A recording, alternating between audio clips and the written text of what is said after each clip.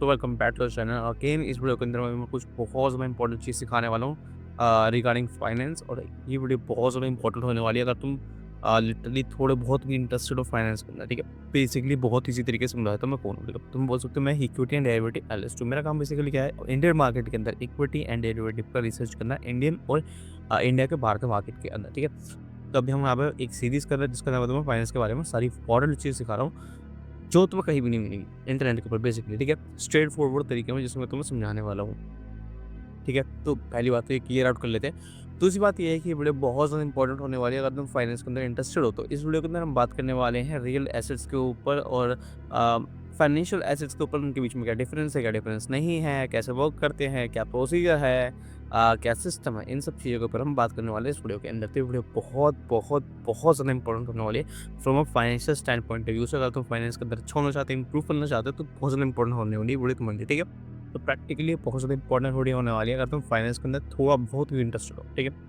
तो इस वीडियो को स्टार्ट करते हैं। आप में सबसे पहले तो मैं समझाता हूँ क्या पर मैं क्या बात करने वाला हूँ, क्या टॉपिक्स के बारे में बात करने वाला हूँ, ठीक है। एक प्रेजेंटेशन बनाई है, इस प्रेजेंटेशन के थ्रू ही हम समझेंगे पूरे फाइनेंस के कंसेप्ट को, फाइनेंस के टॉपिक्स को, फाइनेंस कैसे काम करता है, कैसे काम नहीं करता है, ब्ला ब्ला ब्ला, ठीक है। इस चीज़ों के बारे में तो मिस आउट मत करना, ठीक है। जो भी चीज़ मैं तुम्हें बताने वाला हूँ उसको मिस आउट करने की कोशिश मत करना, बिकॉज़ तुम बहुत ही ज़्यादा फ्रस्ट्रेटेड फील करोगे अगर तुम इन सब चीज़ों को मिस आउट कर दोगे, ठीक है। तो इस वीडियो को स्टार्ट करते हैं। सबसे पहले तुम यहाँ पे देखो, यहाँ पे हम बात करते हैं रियल एसेट्स के ऊपर और फाइनेंशियल एसेट्स के ऊपर। यहाँ पे तुम्हें पता होना चाहिए कि जब भी हम फाइनेंशियल मार्केट की बात करेंगे, फाइनेंशियल मार्केट के अंदर हमेशा 2 तरीके के एसेट होंगे, एक होंगे रियल एसेट और एक होंगे फाइनेंशियल एसेट्स। तो सबसे पहले तुम समझो रियल एसेट्स क्या होते हैं, ठीक है। रियल एसेट्स हो गए तुम्हारे गोल्ड, सिल्वर, रियल एस्टेट।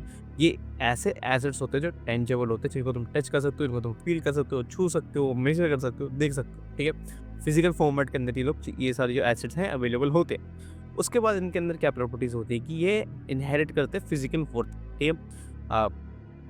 जैसे गोल्ड है वो ज्वेलरी की तरह यूज़ हो सकता है, ठीक है। कोई बिल्डिंग है उसको तुम एज़ वेयर हाउस यूज़ कर सकते हो, एज़ अ हाउस यूज़ कर सकते हो, ठीक है।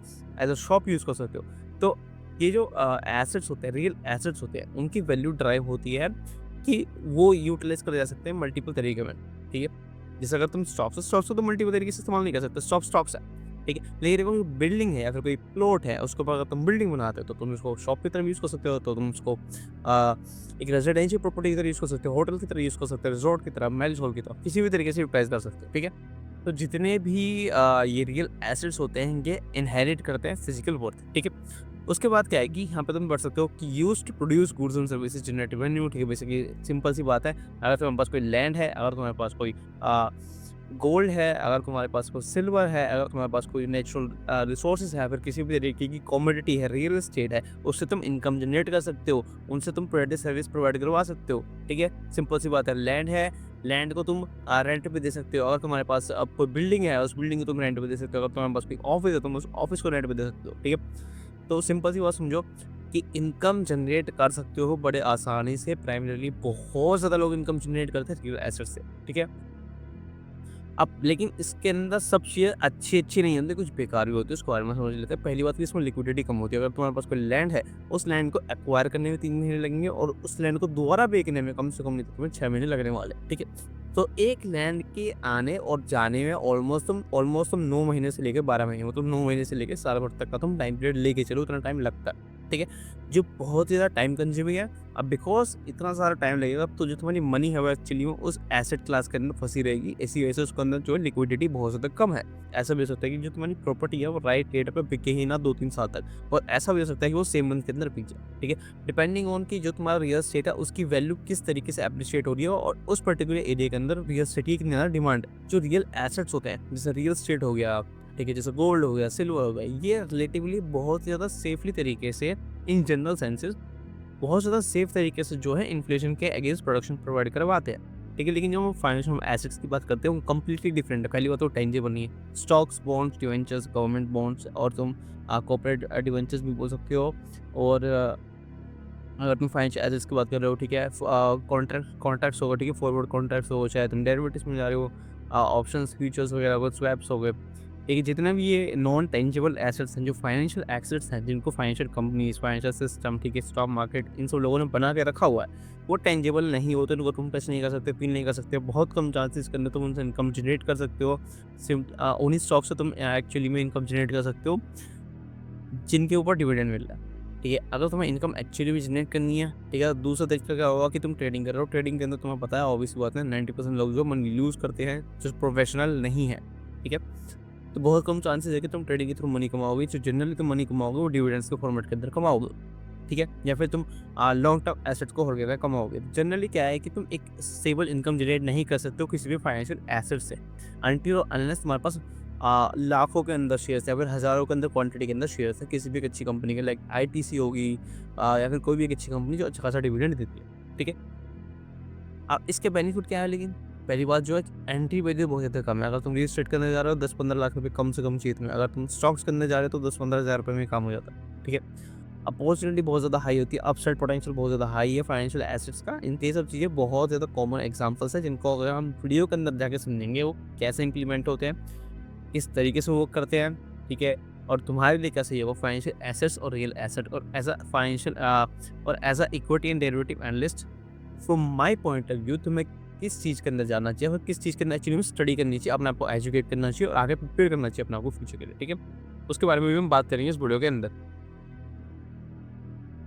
तो जो फाइनेंशियल एसेट्स हैं, वो मेरे कॉमन सेंस के अंदर या फिर मेरे जनरल सेंस के अंदर जो मैंने चीज़ें सीखी हैं एज़ अ फाइनेंशियल एडवाइज़र बोल सकते हो तुम, ठीक है? इक्विटी डेरिवेटिव एनालिस्ट भी जोड़ सकते हो बिकॉज़ दोनों सर्टिफिकेशन है मेरे पास, ठीक है? और उन दोनों एक्सपीरियंस को मिला के, ठीक है? और जो बिज़नेस बैकग्राउंड मेरे पास पहले से था, उन सब चीज़ों को इन्फॉर्मेशन को मिलाने के बाद मैं इस कंक्लूजन पर आया हूँ जो फाइनेंशियल एसेट्स हैं वो far, far, far greater a investment opportunity है as compare to all general investment opportunities for most people, ठीक है? स्पेशली उन लोगों के पास जिनके पास इनफ फंड्स नहीं है कि वो रियल एस्टेट के अंदर जा सके या फिर गोल्ड के अंदर या फिर वेजिटेबल ट्रेडिंग के अंदर या फिर किसी भी कमोडिटी ट्रेडिंग के अंदर एक हाई लेवल पे काम कर सके, ठीक है? तो जनरली फाइनेंशियल एसेट्स तुम्हारे लिए ज़्यादा बेनिफिशियल होंगे। यहाँ पे समझ लेते हैं क्यों? पहली बात है लो startup cost, literally ₹500 per month कैसे भी स्टार्ट कर सकते हो, ₹1000, ₹10,000, ₹5000 डिपेंडिंग ऑन तुम्हारी कितनी सेविंग्स होती है उसके ऊपर तुम ऐसे भी स्टार्ट कर सकते हो। दूसरी बात लिक्विडिटी बहुत ज़्यादा हाई मिलती है स्टॉक्स के अंदर, ठीक है? जब भी तुम किसी फाइनेंशियल मार्केट के अंदर इन्वेस्ट करोगे उसके अंदर ज़्यादा लिक्विडिटी मिलेगी। तुम अपने पैसों को आज डाल के 2-3 दिन के अंदर वापस एग्ज़िट ले सकते हो। चाहे तुम उसमें प्रॉफ़िट हो रहा है, लॉस हो रहा है वो अलग चीज़ है, लेकिन तुम्हारे पास ये लिक्विडिटी है बिकॉज़ एचडीएफसी के स्टॉक्स हो गए, बिकॉज़ रिलायंस के स्टॉक्स हो गए, बिकॉज़ टीसीएस के स्टॉक्स हो गए। इनके अंदर इतनी ज़्यादा डिमांड होती है, इतनी ज़्यादा सप्लाई होती है कि तुम्हारे 100, 500, 250, 300, 1000, 4000, 5000 स्टॉक्स आराम से ईज़िली बिक जाएँगे किसी भी गिवन टाइम पीरियड के अंदर, अगर तुम मार्केट ऑर्डर लगा रहे हो तो, ठीक है? तो लिक्विडिटी बहुत ज़्यादा हाई मिलती है। तुम्हें ये नहीं है कि रियल एस्टेट की तरह 6 महीने, 7 महीने, साल भर तक इंतज़ार करना पड़ रहा है अपनी प्रॉपर्टी को बेचने के लिए, ठीक है? लिक्विडिटी बहुत ज़्यादा हाई मिलेगी। उसके बाद जो मार्केट है perfect, perfect market in the sense complete knowledge internet के ऊपर तुम्हें स्टॉक मार्केट के ऊपर मिल जाएगी।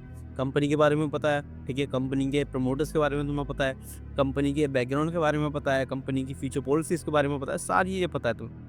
ठीक है? कौन से बैंक से लोन है, क्या एसेट्स हैं, क्या डेट है, ठीक है? पूरी फाइनेंशियल रिपोर्ट्स तुम्हें मिलती है। लेकिन रियल एस्टेट के अंदर तुम्हें लिटरली कुछ नहीं पता उस तो होता कि उस प्रॉपर्टी के ऊपर क्या लोन चल रहा है, उसके ऊपर क्या केस चल रहा है, उसके ऊपर क्या टैक्स एवेज़न हो रखे हैं या फिर टैक्स के अंदर इश्यूज़ आ रहे हैं, उसके अंदर क्या पेंडिंग बिल हैं गवर्नमेंट के, चाहे वो इलेक्ट्रिसिटी बिल हो, चाहे वो कोई सा भी बिल हो, ठीक है? रियल एस्टेट तुम्हें कुछ भी नहीं पता है, तुम्हें गोल्ड के बारे में लिटरली कुछ नहीं पता, गोल्ड कहाँ से आ रहा है, कैसा गोल्ड आया है, गोल्ड की क्वालिटी क्या है, अनटिल अनलेस तुम उसको खरीद लेते हो, ठीक है? तो इसीलिए ये परफेक्ट मार्केट है स्टॉक मार्केट जहाँ पे तुम्हें लिटरली पहले हमेशा पता होता है कि स्टॉक कब इशू हुआ था, इसको पहले किसने खरीदा, बाद में किसने खरीदा, ठीक है? कौन सा एक्सचेंज कर रहा है, सारी इन्फॉर्मेशन तुम्हें कंप्लीटली अपने डेस्कटॉप पे मिलती है, ठीक है? तो परफेक्ट मार्केट है जो एक इन्वेस्टर है उसको एक कंपनी के बारे में जिसके अंदर वो इन्वेस्ट करना चाहता है उसकी कंप्लीट परफेक्ट नॉलेज है, ठीक है? और सारे इन्वेस्टरों को है। फोर्थ पॉइंट है वो ये कि अनलिमिटेड अपॉर्चुनिटी एग्जिस्ट करती है फाइनेंशियल मार्केट के अंदर, चाहे तुम फिक्स सिक्योरिटीज के अंदर जा रहे हो, चाहे तुम स्टॉक्स के अंदर जा रहे हो, चाहे तुम डिबेंचर्स, बॉन्ड्स, किसी भी एक इन्वेस्टमेंट टूल के अंदर जा रहे हो फाइनेंशियल मार्केट के अंदर तुम्हारे पास अनलिमिटेड अपॉर्चुनिटी है, ठीक है?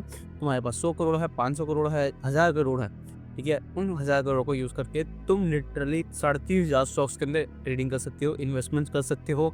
ऑन 30,000 स्टॉक्स में से भी 200-250 स्टॉक्स के अंदर या फिर 150 स्टॉक्स के अंदर जो है तुम ऑप्शंस ले सकते हो, तुम फ्यूचर्स के अंदर काम कर सकते हो, तुम हेजिंग कर सकते हो, तुम आर्बिट्राज स्ट्रेटजीज यूज़ कर सकते हो। तो अनलिमिटेड अपॉर्चुनिटीज़ एग्जिस्ट करती हैं, अनलिमिटेड स्ट्रेटजीज एग्जिस्ट करती है, अनलिमिटेड ऑलमोस्ट जो है एसेट एग्जिस्ट करते हैं, इनके अंदर तुम ट्रेडिंग कर सकते हो। फिर तुम्हारे पास ईटीएस आ जाते हैं, फिर तुम्हारे पास बहुत सारे ऐसे इंस्ट्रूमेंट्स आते हैं जिसकी कोई लिमिटेशन नहीं है। अगर तुम उसको प्रैक्टिकली इंप्लीमेंट करने जाओगे, अगर तुम्हारे पास 50 करोड़ है, 100 करोड़ है, कोई फ़र्क नहीं पड़ता, ठीक है? एसेट्स एग्जिस्ट करते हैं। एसेट्स एग्ज़िस्ट करते हैं, तुम्हारे को पसंद का एक एसेट है, उसके अंदर तुम 50 करोड़ डाल सकते हो, 100 करोड़ भी डाल सकते हो, ठीक है? लेकिन अगर तुम्हारे को किसी एक पर्टिकुलर एरिया में रियल एस्टेट पसंद है, अगर उसकी कीमत 10 करोड़ है और वो सिर्फ़ एक ही लॉट है, तो वो तुम्हें एक ही लॉट मिलेगा 10 करोड़ का, ठीक है? स्टॉक्स के अंदर ऐसा नहीं होता, स्टॉक्स के अंदर तुम स्टॉक्स को खरीद सकते हो, ठीक है? अनलिमिटेड, ठीक है? किसी भी एक बंदे के पास अभी इनफ इतनी मनी नहीं है कि वो किसी भी एक कंपनी की, पूरी कंपनी के सारे स्टॉक खरीद ले मार्केट के अंदर, ठीक है? वो प्रैक्टिकली इम्पॉसिबल है, ठीक है? तो जब हम इन सारे ऑप्शंस को मिलाएँगे तो तुम देखोगे तुम्हारे पास अनलिमिटेड अपॉर्चुनिटी एक्सिस्ट करती है। जिस टाइप की तुम्हें अपॉर्चुनिटी चाहिए, जिस कंपनी के अंदर चाहिए, जिस इंडस्ट्री के अंदर चाहिए, वो तुम्हें मिलेगी फाइनेंशियल मार्केट के अंदर, ठीक है? वो तुम्हें सिर्फ ढूँढनी पड़ेगी, लेकिन वो एक्सिस्ट करती है एक्चुअली। अब जो नेक्स्ट पॉइंट है वो है फ्री एजुकेशन। फाइनेंस के ऊपर ब्रोकर, ठीक है, सेबी और एनआईएसएम, एनसीएफएम, इतने सारे इंस्टीट्यूशंस चलते हैं, फिर मल्टीपल वेबसाइट्स, इन्वेस्टोपीडिया हो गई, बहुत दुनिया भर की वेबसाइट चल रही है, इकोनॉमिक्स टाइम्स हो गई, इतनी वेबसाइट्स हैं। फ्री नॉलेज, फ्री इंफॉर्मेशन मिल रही है ट्रेडिंग के ऊपर, तुम्हें इन्वेस्टिंग के ऊपर, पोर्टफोलियो बिल्डिंग के ऊपर, हर चीज़ को, ठीक है? लेकिन अगर तुम उनको अच्छे सोर्सेज से लेते हो इन्फॉर्मेशन को, तो तुम्हें बहुत अच्छी हाई क्वालिटी एजुकेशन मिलेगी, जिसके लिए तुम्हें 50-60 हज़ार 1 लाख, 1.5 लाख, 2 लाख, 3, 4, 5 लाख रुपए तक का कोर्स खरीदना पड़ता, ठीक है? वो इन्फॉर्मेशन तुम्हें लिटरली फ्री पर मिलनी है इंटरनेट के ऊपर। चाहे तुम्हें बैंक की स्टेटमेंट पढ़नी हो, ठीक है? चाहे तुम्हें कंपनी का कैश फ्लो पढ़ना हो, चाहे तुम्हें कंपनी की बैलेंस शीट पढ़नी हो, चाहे तुम्हें कंपनी की फाइनेंशियल रिपोर्ट पढ़नी हो, ठीक है? चाहे तुम्हें इंडस्ट्री एनालिसिस करना हो, इकोनॉमी एनालिसिस करना हो, ठीक है? बिज़नेस एनालिसिस करना हो, सब चीज़ों के ऊपर सारी इन्फॉर्मेशन फ्रीली एजुकेशन जो है अवेलेबल है इंटरनेट के ऊपर, ठीक है? उसके बाद जो नेक्स्ट चीज़ है वो है रिस्क मिटिगेशन। अब रिस्क मिटिगेशन बहुत ज़्यादा इंपॉर्टेंट टॉपिक है। रियल एस्टेट खरीद लिया, तुम्हारा कंट्रोल नहीं, तुम्हारी लोकेलिटी चेंज होगी, गवर्नमेंट की पॉलिसी चेंज होगी उस एरिया के अंदर, ठीक है? इंफ्रास्ट्रक्चर खराब हो गया उस एरिया के अंदर, उस एरिया के अंदर जो है डेमोग्राफिक चेंज हो गया, लोग अलग तरीके के आ गए, ठीक है? उस एरिया के आस-पास कोई अच्छा एरिया डेवलप हो गया, तो वहाँ पे जो रियल एस्टेट के प्राइसेज़ हैं वो चेंज होंगे सिग्निफिकेंटली, बिकॉज़ ऑफ ऐसे फैक्टर्स जिनको तुम टच नहीं कर सकते, इनको तुम छू नहीं सकते, जिनको तुम कंट्रोल नहीं कर सकते हो। लेकिन बिकॉज़ हेजिंग जैसी चीज़ें एग्ज़िस्ट करती है, बिकॉज़ आर्बिट्राज जैसी चीज़ें एग्ज़िस्ट करती हैं, इनकी वजह से क्या है कि तुम रिस्क मिटिगेशन कर दोगे, इस रिस्क को कम कर सकते हो, इस अनसर्टेन रिस्क को तुम कम कर सकते हो फाइनेंशियल एसेट्स के अंदर, फाइनेंशियल मार्केट के अंदर, ठीक है? अब इन रियल सेंस कोई लीगल वर्क नहीं है, ठीक है? तुम गए, तुम अपना डीमैट अकाउंट खोला, डीमैट अकाउंट खोलने के बाद तुम ट्रेडिंग वेडिंग कर रहे हो, सब कुछ कर रहे हो, सारा जो लीगल पेपर वर्क है, तुम्हारा ब्रोकर, तुम्हारा एक्सचेंज, इसमें लोग संभाल लें, उसका अगेंस्ट में तुमसे फीस ले रहे हैं लिटरली, ठीक है? लेकिन जब हम रियल एस्टेट की बात करते हैं तो वहाँ पे सारा पेपर वर्क तुम्हारे पास आता है, तुम्हें कोर्ट जाना है, तुम्हें पेपर बनवाने, तुम्हें सब पेपर साइन करवाने, पेपर को चेक करना है, ठीक है? पेपर को संभाल के रखना है। ये सारी चीज़ें लीगल वर्क है, बहुत ज़्यादा टीडियस वर्क है, वो रियल एसेट्स के अंदर तो वो खुद करना पड़ेगा। लेकिन फाइनेंशियल एसेट्स के अंदर जो ब्रोकर है, जो एक्सचेंज है, वो कर करा के तुमको देगा, ठीक है? तो इन रियल सेंस कोई भी लीगल पेपर वर्क नहीं है। अब टैक्सेस तो तुम्हें अपने आप खुद ही करने पड़ेंगे। पहले ही मैंने जैसे तुम बोला था अनलिमिटेड अपॉर्चुनिटी एग्जिस्ट करती है, तो नेक्स्ट पॉइंट भी उसी का कंटिन्यूएशन है कि इनसेन अपवर्ड पोटेंशियल एग्जिस्ट करता है, ठीक है? एग्जिस्ट इन द सेंस कोई रियल एस्टेट की प्रॉपर्टी है 50 लाख के लिए 1 करोड़ की हो सकती है, 2 करोड़ की, 3 करोड़ की हो सकती है, ठीक है? लेकिन कोई स्टॉक तुमने शायद 30 रुपये का लिया, वो 150 का भी हो सकता है, 5 गुना बहुत मिल सकती है उसके अंदर विदिन 1 ईयर। लेकिन रियल एस्टेट के अंदर ये सब चीज़ें कहूँ ना, बहुत ज़्यादा हार्ड है, बहुत ज़्यादा नेक्स्ट टू इम्पॉसिबल, ठीक है? बहुत कम चांसेस होते हैं कि 1 साल, 2 साल, 4 साल, 5 साल तक तुम्हारे जो रियल एस्टेट की प्रॉपर्टी के पैसे हैं, वो डबल हो जाए या ट्रिपल हो जाए या 5 गुना हो जाए, ठीक है? लेकिन स्टॉक्स के अंदर ऐसा होता है, इन स्टॉक्स को मल्टीबैगर स्टॉक्स बोलते हैं, तुम इंटरनेट पर सर्च कर सकते हो, तुम्हें दुनिया भर के बंदे सिखा रहे होंगे कि मल्टीबैगर स्टॉक्स में पैसा ढूँढा जाता है, लेकिन वो सब चीज़ तुम गलत सिखा रहे हो। मैं तुम्हें एक्चुअली में सिखाऊँगा बाद में जाके कि वो किस तरीके से सही करा जाता है, कैसे मल्टीबैगर स्टॉक्स को ढूँढा जाता है, ठीक है? उसके बाद जो नेक्स्ट चीज़ है वो है रिटर्न ऑन कैपिटल मार्केट, ठीक है? अब भैया हम तो समझ गए कि फाइनेंशियल मार्केट अच्छी चीज़ है, फाइनेंशियल मार्केट वर्थ इट है, फाइनेंशियल मार्केट रिलेटिवली बहुत ज़्यादा बेटर ऑप्शन है as compare to real assets. अगर तुम यंगर जनरेशन हो, अगर तुम्हारे पास इनफ मनी नहीं है, अगर तुम्हारे पास इनफ टाइम एक्सपीरियंस नहीं है इन्वेस्टिंग का, इन सब चीज़ों को करने का, और तुम कम पैसे से कम इन्वेस्टमेंट्स करके एक अच्छा खासा पोर्टफोलियो बिल्ड करना चाहते हो, तो फाइनेंशियल मार्केट तुम्हारे लिए एग्जिस्ट करता है। लेकिन फाइनेंशियल मार्केट में तुम क्यों जा रहे हो रिटर्न के लिए, तो तुम्हें ये समझना पड़ेगा रिटर्न्स कैसे कैलकुलेट होते हैं, क्यों आते हैं, या फिर किस तरीके से कैलकुलेट होते हैं। अब मैं बहुत ज़्यादा टेक्निकल चीज़ों में नहीं जाऊँगा, लेकिन तुम्हें ये सब चीज़ें पता होनी चाहिए जो मैं तुम्हें बताने वाला हूँ, ठीक है? तो जब भी हम रिटर्न ऑन कैपिटल मार्केट की बात करेंगे, तो 2 तरीके से जो है तुम्हारे इन्वेस्टमेंट में रिटर्न आते हैं फाइनेंशियल मार्केट के अंदर, ठीक है? एक है pure time value of money, ठीक है? Pure time value of money क्या है कि तुमने किसी फिक्स इनकम में या फिर फिक्स इनकम वाली एक कोई भी पॉलिसी है या फिर कोई भी फंड है उसके अंदर तुमने इन्वेस्टमेंट कर दी और तुम्हें एक फिक्स इंटरेस्ट मिल रहा है, तुमने डिबेंचर्स वगैरह ले लिया। तो यहाँ पे क्या हुआ, तुम 10 साल के लिए कंपनी को पैसा दे रहे हो और कंपनी 10 साल तक तुम्हें कमीशन देती जाएगी। कंपनी तुम्हें 10 साल तक जो है इंटरेस्ट रेट देती रहेगी। तो यहाँ पे क्या हुआ, बिकॉज़ तुमने 10 लाख रुपए मनी दी, अब उस 10 लाख को तुम 10 साल के लिए दे रहे हो, 10 साल के लिए दे रहे हो तो उस हिसाब से तुम्हें वो 10 साल की एक्चुअल में जो तुमने लोन दिया है उसके ऊपर तुम्हें इंटरेस्ट मिलेगा, ठीक है? तो बेसिकली क्या है, बिकॉज़ तुम 10 साल के लिए पैसा दे रहे हो तो तुम्हें इंटरेस्ट रेट मिल रहा है। लेकिन जो दूसरा तरीका होता है वो होता है इन्फ्लेशन एडजस्टेड रिटर्न, ठीक है? जहाँ पे हम टाइम वैल्यू ऑफ मनी की बात करते हैं, ठीक है? Pure time value of money की हम बात करते हैं, यहाँ पे हम इन्फ्लेशन को कैलकुलेट नहीं कर रहे हैं। यहाँ पे हम किसी भी चीज़ रिस्क वगैरह तो है ही नहीं, तो इन्फ्लेशन को हम यहाँ पे कैलकुलेट नहीं कर रहे हैं, ठीक है? यहाँ पे सिर्फ हम ये देख रहे हैं कि हाँ भाई, जो हेज फंड है या फिर जो भी एक फिक्स सिक्योरिटी का जो फंड है उसने कहा है कि 10% एनुअल रिटर्न मिलेगा, ठीक है, 10 साल तक। ठीक है, उसने ये बोला, हम उसको इस तरीके से मान के चले।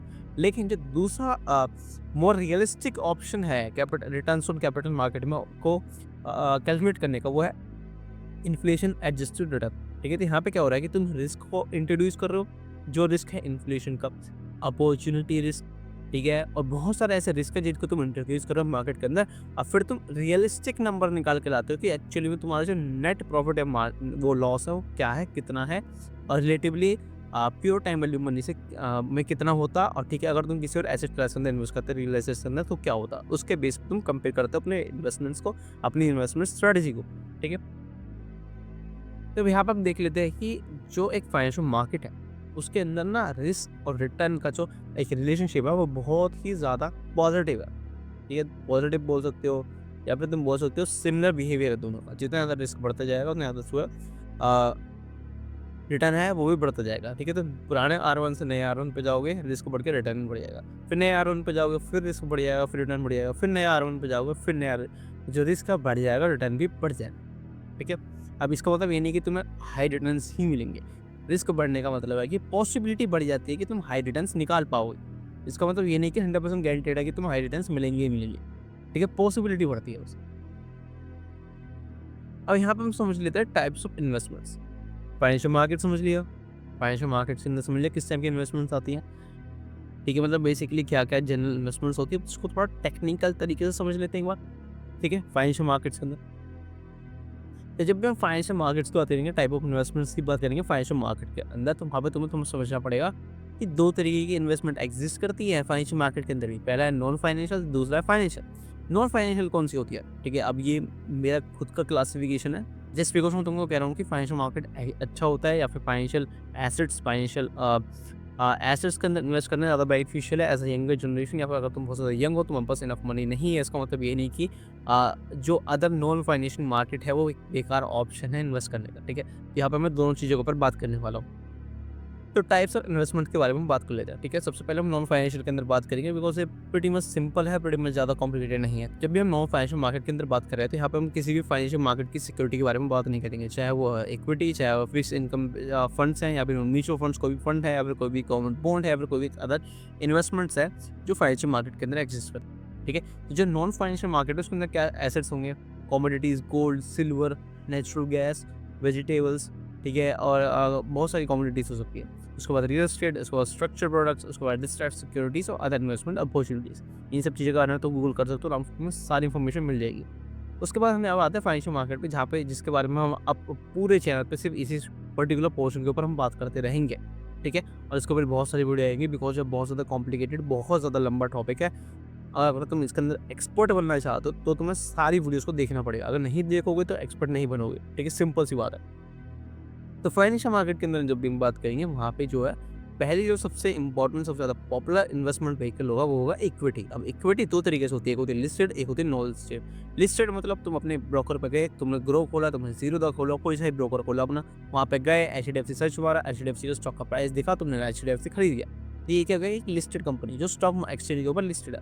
लेकिन जब हम बात करेंगे प्राइवेट इक्विटी के अंदर, जब हम बात करेंगे ज़ेप्टो की, जब हम बात करेंगे ज़ोमैटो की, जब हम बात करेंगे ऐसी कंपनीज़ की जिनके स्टॉक मार्केट के अंदर स्टॉक्स एक्सिस्ट नहीं करते, लेकिन जो या तो आईपीओ लेकर आ रही हैं या फिर जो स्टॉक मार्केट के अंदर भी है ही नहीं, उन कंपनी के बारे में बात करेंगे तो वो आती है नॉन लिस्टेड के अंदर, ठीक है? इसके बाद आती है फिक्स्ड इनकम। फिक्स्ड इनकम क्या होती है कि तुमको बहुत सारे से फंड्स मिलेंगे, म्यूचुअल फंड्स होंगे, हेज फंड्स होंगे, जो तुम्हें फिक्स रिटर्न निकाल के देंगे, ठीक है? उनके अंदर कोई तुम्हें इक्विटी का चक्कर ही नहीं है, तुम बेसिकली कर्जे पे पैसा दे रहे थे, ये समझो, ठीक है। लेकिन वहाँ पे क्या होता था कि तुम पहले बैंक को देते थे या फिर तुम किसी और पार्टी को देते थे, यहाँ पे क्या है तुम एक फंड को दे रहे हो, बस इतना फ़र्क आ रहा है, ठीक है। गवर्नमेंट बॉन्ड अ, कंपनी को अगर तुम लोन देते हो तो वो बन जाता है डिबेंचर्स, अगर तुम गवर्नमेंट को लोन दे रहे हो तो वो बन जाता है गवर्नमेंट बॉन्ड्स, ठीक है। गवर्नमेंट बॉन्ड्स और डिबेंचर्स सेम ही चीज़ है, जब उसको गवर्नमेंट करेगी तो उसको गवर्नमेंट बॉन्ड्स बोल देंगे, अगर जब आप कोई प्राइवेट कंपनी तुमसे लोन लेगी तो उसको हम बोलेंगे डिबेंचर्स, ठीक है। अल्टीमेटली गवर्नमेंट और प्राइवेट जो भी कंपनीज़ हैं, ठीक है, बैंक्स हैं, कंपनीज़ हैं, जो भी है, अगर वो डिबेंचर्स इश्यू कर रहे हैं, ठीक है, वो अगर गवर्नमेंट बॉन्ड्स इश्यू कर रहे हैं, तो अल्टीमेटली यहाँ पे क्या हो रहा है कि जो जनरल पब्लिक है उससे लोन उठाया जा रहा है, ठीक है, चाहे उसे गवर्नमेंट भी ले सकती है, चाहे उसे अब जो तुम्हारे बैंक्स हैं या फिर जो भी तुम्हारी प्राइवेट कंपनीज़ हैं वो भी ले सकती है, ठीक है। उसके बाद अदर इन्वेस्टमेंट व्हीकल एग्जिस्ट करते हैं, ठीक है, फाइनेंशियल मार्केट के अंदर ये नहीं कि सिर्फ यही एसेट एक्सिस्ट करते हैं, उसके बाद फोरेक्स वगैरह बहुत सारी चीज़ें एक्सिस्ट करती है, जिनके बारे में हम ज़्यादा खास बात नहीं करेंगे। जो मेन चीज़ है वो रहेगी इक्विटी, फिक्स्ड इनकम, ठीक है, दोनों चाहिए बस। इक्विटी, इक्विटी के अंदर भी लिस्टेड, नॉन लिस्टेड यार तुम्हारे लिए नहीं है वो चीज़, बिकॉज़ यहाँ पे तुम्हें करोड़ों के अंदर एक्चुअली तुम्हारे पास आपको एक पोर्टफोलियो होना चाहिए, तो ही तुम यहाँ पे नॉन लिस्टेड के अंदर काम कर सकते हो। फिक्स्ड इनकम और लिस्टेड इक्विटी ये तुम्हारे लिए ज़्यादा वर्थ इट होगी एज़ अ यंगर जनरेशन, ऐसी जनरेशन जिसके पास हाई अमाउंट ऑफ मनी नहीं है इन्वेस्टमेंट करने के लिए, ठीक है। तो इस वीडियो को फाइनेंस वीडियो को यहीं पे रखते हैं, बिकॉज़ इस वीडियो के अंदर मैंने तुम्हें बहुत सारी चीज़ें बता दी जिसके अंदर तुम शायद कन्फ्यूज़ हो गए। जो भी तुम्हारी कन्फ्यूजन है उसको डिस्क्रिप्शन के अंदर डाल देना, मैं उसके ऊपर तुम्हें आंसर दे दूँगा। और अगर तुम इस वीडियो को इंस्टाग्राम पर देख रहे हो तो सिंपल सी बात है, तुम कमेंट सेक्शन के अंदर क्वेश्चन डाल सकते हो, उसका मैं एक आंसर दे दूँगा या फिर पूरी लॉन्ग फॉर्म में वीडियो बना दूँगा, ठीक है। दूसरी चीज़, मेक श्योर तुम फॉलो करो अगर तुम फाइनेंशियल मार्केट के अंदर इंटरेस्टेड हो, बिकॉज़ इसके बाद हम इंस्टीट्यूशन लेवल पे जाएँगे। अभी ये बिगिनर लेवल है, यहाँ से एक फाउंडेशन बिल्ड करेंगे, इसके बाद हम इकोनॉमिक्स के ऊपर बात करेंगे, इसके बाद हम स्टैट्स के ऊपर बात करेंगे, फिर धीरे-धीरे हम फाइनेंशियल मार्केट्स के अंदर घुसेंगे, ठीक है, फाइनेंस को समझेंगे, इंस्टीट्यूशन लेवल पे जाएँगे, ठीक है। तो अगर तुम मेरे चैनल को 1 ईयर तक या फिर 1.5 डेढ़ साल तक तुम फॉलो कर लेते हो, तो तुम इंस्टीट्यूशन लेवल पे पहुँच जाओगे from a theoretical point of view, ठीक है। बेसिकली तुम्हें एक थ्योरेटिकल पॉइंट ऑफ व्यू से तुम एक इंस्टीट्यूशन लेवल पे पहुँच जाओगे, ठीक है। उसके बाद तुम जॉब के लिए अप्लाई कर सकते हो, ठीक है, गवर्नमेंट सर्टिफिकेशन ले सकते हो और इसके अंदर करियर बिल्ड कर सकते हो, ठीक है। तो इस वीडियो को बस यहीं पे खत्म करते हैं, नेक्स्ट वीडियो के अंदर फिर फाइनेंस की किसी की इंपॉर्टेंट चीज़ के बारे में बात करेंगे।